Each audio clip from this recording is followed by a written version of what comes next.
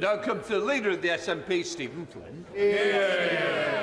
Mr. Speaker, the longest and deepest recession in the entire G7. Brexit, 13 years of Tory rule. The energy price crisis, inflation and interest rates.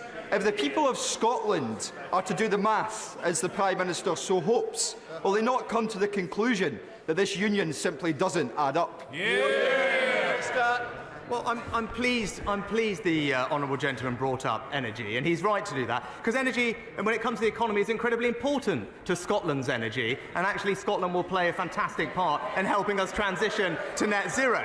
But what we do now know is that the Scottish Government don't want to support Scottish energy industry and the 200,000 jobs that it produces. I'm keen to work with the Scottish Government to support the North Sea, because it's something that we're all very proud of in the United Kingdom.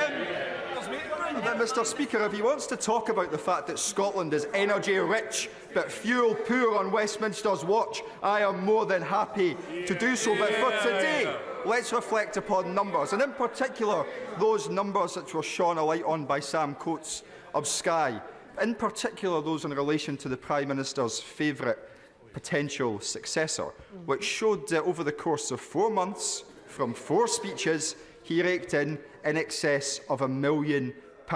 Does the Prime Minister not find it utterly perverse that senior members of the Conservative Party are feathering their nest in this way, whilst at the same time seeking to deny working people the opportunity to strike for fair pay? Well, Mr. Speaker, I don't think we need to talk about our predecessors, but